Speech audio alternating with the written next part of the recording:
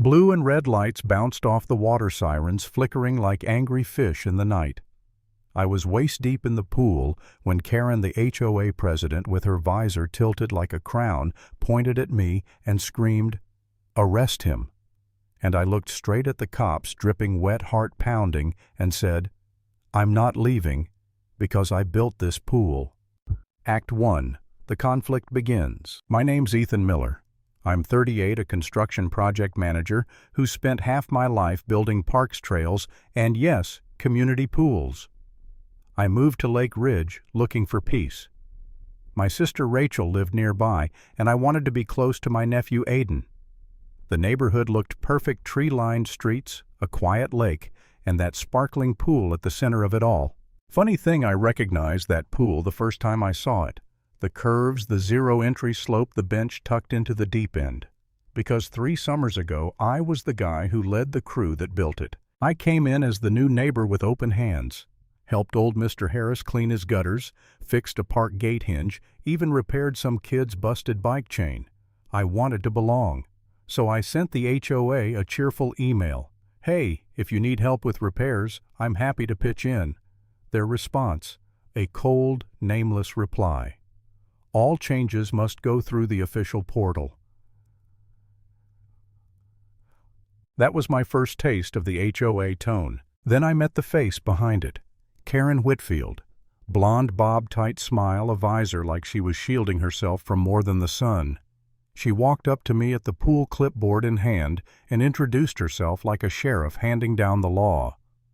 "I'm on the board," she said. "We have very high standards here."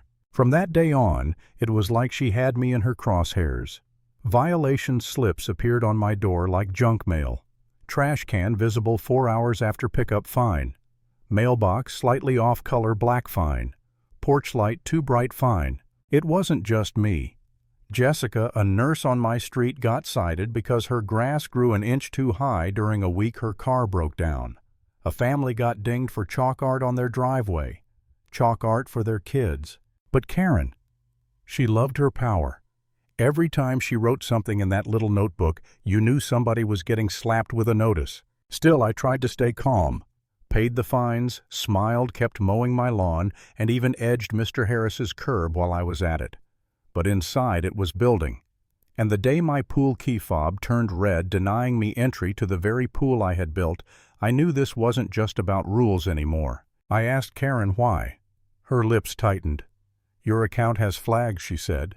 Wouldn't tell me what flags. Just that I was banned until the board reviewed me. I wrote a kind letter. I left muffins. I waited.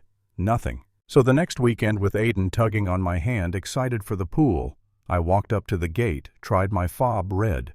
Karen was there, of course, arms crossed like she'd been waiting. "You may not enter," she said flat. "My dues are paid," I told her. "Doesn't matter. Pending review." And I snapped, not with shouting, with resolve. "We're going in to swim," I told her. "We're not causing trouble. If you want to talk to me, I'll be in the shallow end with my nephew." Karen's eyes flashed and she pulled out her phone. "I'm calling the police."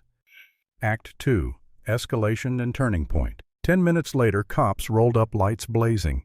Karen met them at the gate, pointing at me like she'd caught a criminal. I stayed calm. The officer said, "Sir, are you refusing to leave?" "I'm refusing," I told him, "to obey a rule that's being used to bully people. I built this pool." And right as the words left my mouth, a scream ripped across the water. A little girl was drowning at the deep end. I dove in without thinking, pulled her up, handed her back to her crying mother. She coughed, sputtered, and lived. The whole pool went silent. Even the officers looked at me differently.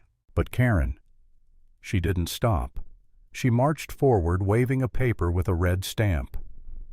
"As acting president of the HOA, I am issuing a no trespass order against Ethan Miller. Officers arrest him if he does not leave within 60 seconds.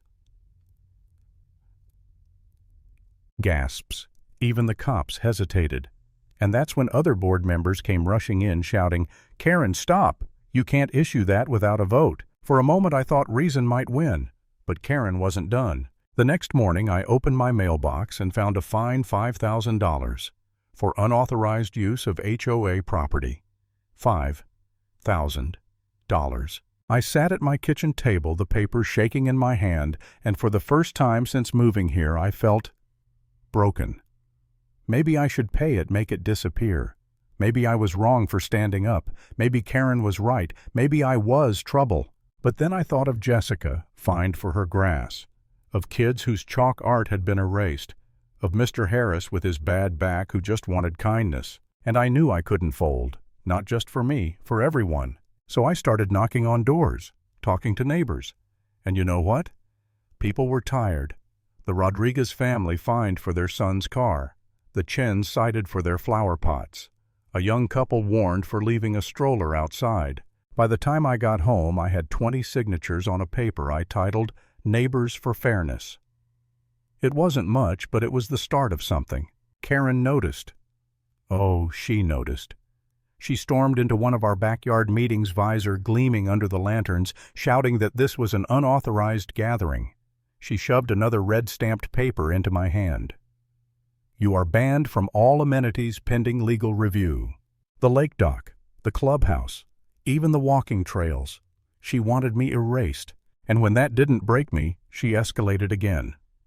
HOA's lawyer delivered a cease and desist order accusing me of harassment, defamation, inciting unrest. That night I almost gave in. Lying awake, I thought about selling my house, packing up, running from the fight. But then I remembered the little girl's hand clinging to mine when I pulled her from the water. I remembered Mr. Harris saying, "I just want neighbors," and Jessica standing shoulder to shoulder with me. I couldn't walk away. And that's when the twist hit. I logged into the HOA portal and stumbled across a file I wasn't meant to see. A draft emergency strategy letter to the insurance company, already blaming me for a clubhouse fire that hadn't even happened yet. They were planning to use it as leverage to hike dues, tighten rules, and give the president unilateral power. Karen wasn't just enforcing rules, she was engineering chaos to grab control.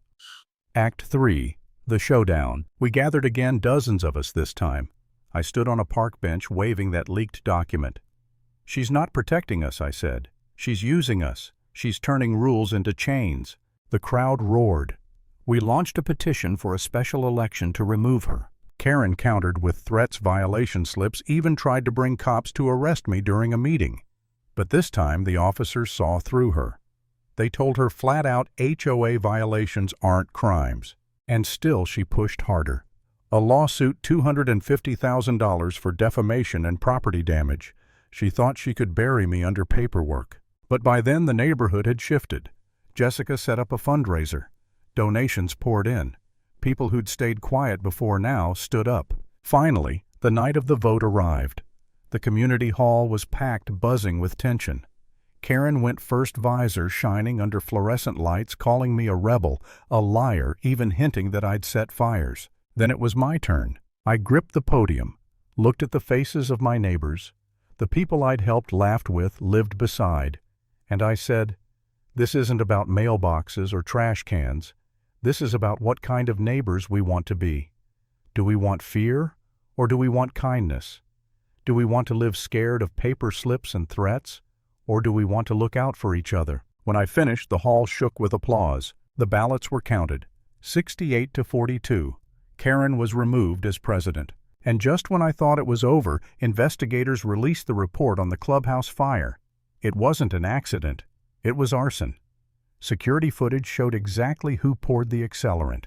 Not me, not any neighbor. It was Karen, the same woman who tried to brand me as a criminal, who fined and banned and threatened.